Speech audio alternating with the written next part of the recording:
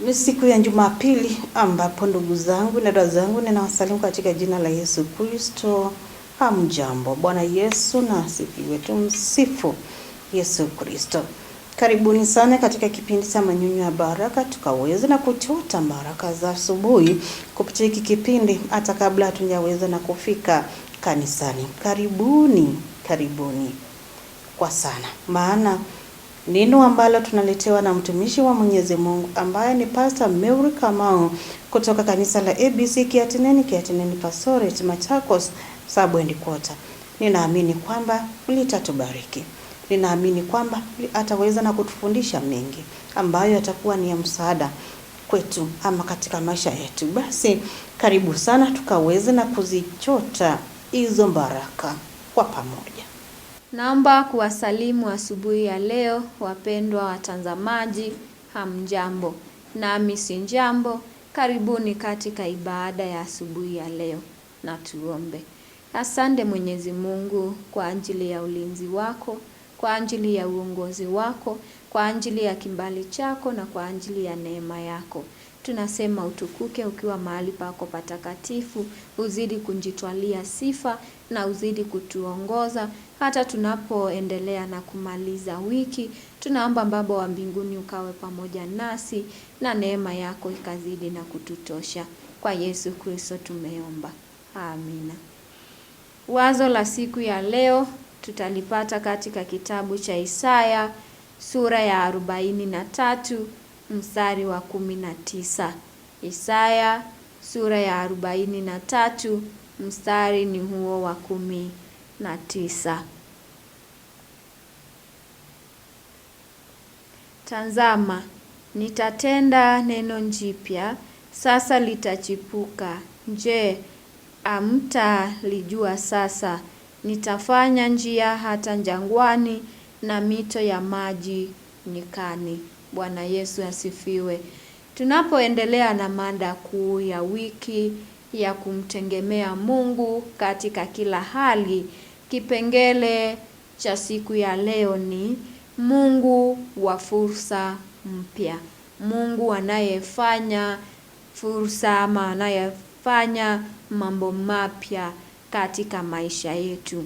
Mungu ni mwanzo mpya ama Mungu ana mwanzo mpya na pia ana mwisho mpya.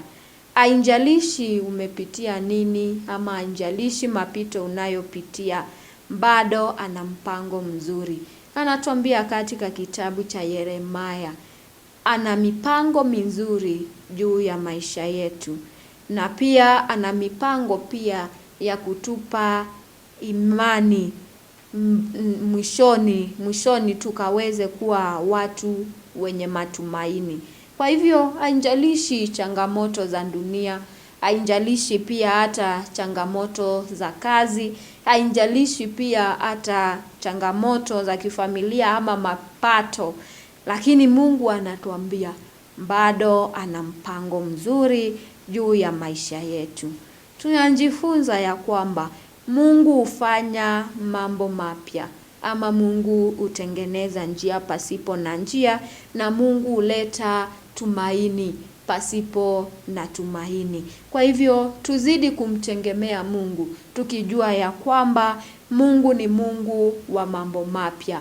Mungu ni Mungu wa mipango ambayo mipango yake sio kama mipango ya binadamu ama ya mwanadamu.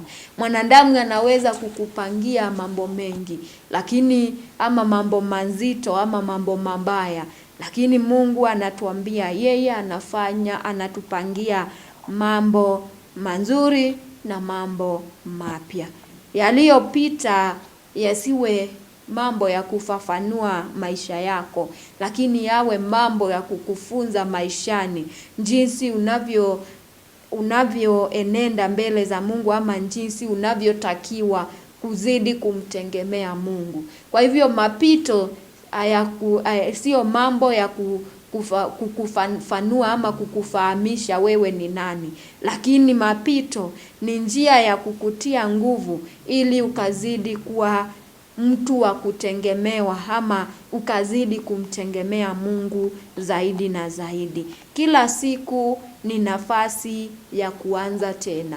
Hata unapoanza, unapoanguka, unapojaribu, unashindwa, haimaanishi umeshindwa kabisa. Tunaambiwa kila siku ni nafasi ya kuanza tena. Kama jana ulikuwa labda mahali ukifanya interview na haukupata jibu, ama ulikuwa na jambo ambalo lilikuwa mbele zako na haukupata jibu, haimaanishi umeanguka. Inamaanisha ni nafasi tena ya kuanza tena, kuanza upya na kuanza kumtumaini Mungu na kumtegemea Mungu zaidi, ili akaweze kufanya njia mahali ambapo unaona hapana njia.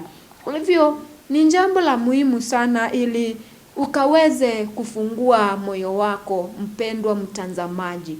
Ukaweze kufungua moyo wako ili Mungu akaweze kufanya hilo jambo jipya, ili Mungu akaweze kutembea nawe, ili Mungu akaweze pia kukuonyesha jinsi unavyotakiwa kufanya katika mambo yako, ama katika kazi yako, na hata katika maisha yako ya kumtegemea Mungu. Tuachane na mapito, ama tuache na yaliyopita. Mungu anatupa mwanzo mpya leo na kuendelea na mbele. Kwa hivyo mambo yaliyopita yasiwe mambo kizuizi cha baraka zetu, yasiwe kizuizi cha kuendelea na mbele, yasiwe kizuizi cha neema yetu ambayo Mungu ametunjalia ama ametupangia. Mambo yaliyopita tuachane nayo, ama tuachane na yaliyopita, kwa maana Mungu anafanya mambo mapya, na Mungu ni Mungu wa mwanzo mpya. Wiki hii inatufunza mambo yepi? Inatufunza ya kwamba jambo la kwanza ni kumtegemea Mungu. Jambo la pili inatufunza kuomba bila kukoma. Kuomba yaani bila kusinzia. Tuombe, tusiwe watu wa kuomba leo, kesho yake tunashindwa, ama tunasubiri majibu, tunaona yanakawia, tunasinzia. Tumeambiwa tusichoke kutafuta uso wa Mungu, na tusichoke hata kumtegemea Mungu, kwa maana anafanya njia kwa ajili yetu. Jambo la tatu, tumejifunza kutokata tamaa. Tukae katika hali ya kumtumaini Mungu, tukijua hata mambo yakiwa mazito, Mungu yupo pamoja nasi. Jambo la nne, tumejifunza la kwamba kusamehe ni jambo la muhimu kwa kila Mkristo. Tukae maisha ya kuhurumiana na maisha ya kusameheana sisi kwa sisi. Jambo la tano, pia tumejifunza kuishi kwa utakatifu. Tuishi maisha ya utakatifu, kwa maana ndiyo maisha ambayo yanampendeza Mungu, na Mungu atazidi kuwa pamoja nasi na kuwa karibu nasi kwa ajili ya kunyoosha mapito yetu. Jambo la sita, kuwa na imani. Tuwe watu wa kumwamini Mungu na watu wa kumtegemea Mungu, naye atazidi kuwa pamoja nasi na kutuongoza na pia kutuzidishia imani yetu. Jambo la saba na la mwisho, kuamini mwanzo mpya. Kuamini mambo mapya ambayo Mungu anaenda kutufanyia, ambayo Mungu anaenda kututendea, na zaidi ya yote tukae katika hali ya kumtumaini Mungu. Hata mambo yakiwa mazito, tumtegemee Mungu na tujue ya kwamba yupo pamoja nasi katika kila hali. Mungu atubariki na abariki neno lake. Amina. Na tuombe. Asante Mwenyezi Mungu kwa ajili ya ulinzi wako wiki mzima. Tunasema uhimidiwe, tunasema unastahili Baba wa mbinguni, ukiwa mahali pako patakatifu. Jitwalie sifa Pokea sifa na utukufu kwa maana unastahili. Wacha Baba wa mbinguni ukatuongoze na ukatuzindishie Baba wa mbinguni kuzidi kukutegemea wewe katika mambo yetu, katika maisha yetu na katika kila hali. Tuzidi kukuona ukiwa Mungu pamoja nasi, kuwa pamoja nasi na Baba wa mbinguni ukaweze kutubariki na mahitaji ya mioyo yetu Baba wa mbinguni ukaweze kututimizia. Na ni kwa Yesu Kristo aliye Bwana na Mwokozi wa maisha yetu tumeomba. Amina. Mungu ana uwezo wa kuleta mabadiliko mapya, njia mpya, mwangaza katika mambo ambayo yanaonekana kwako ni magumu. La muhimu ni kuzidi na kumtumainia bila kukata tamaa. Hata kama mambo yamebadilika, yamefika wapi? Hata kama ulimwengu umekungeukia ukawa namna gani? Hata kama wingi ambao uliwaona marafiki kwako wamekuwa namna gani? Umeitwa majina ya aina gani? Umedharauliwa kiasi gani? Mambo yamekuwa magumu katika maisha yako kiasi gani? Kutoka katika familia, migogoro tu. Kutoka hata kufika mahali ambapo unafanya kazi. Hauna amani, umekosa amani ni kama kila mahali. Bado Mwenyezi Mungu anakuchonga. Kuna mema yako kutoka kwake. Hilo njia ambalo unaona kwamba ni kama hapa kumekuwa giza, mwangaza unaye. Mahali ambapo umefika, jua kwamba Mwenyezi Mungu yuko na uwezo. Anaweza akaleta mabadiliko mapya yakashangaza wengi. Amini kwamba atayaleta, yataweza na kushangaza wengi. Wengi wataongea na waulizane maswali kwamba huyu ni yule ama ni mtu mwingine. Ninakutakia wakati mwema, wakati ambapo unaenda kuabudu tu Mwenyezi Mungu mahali popote pale utaweza na kuhudhuria kanisa. Ninakutakia wakati mwema, Mungu akawabariki. Pastor, tumeshukuru sana kwa sababu ya yote ambayo umeweza na kutuletea hiyo wiki yote.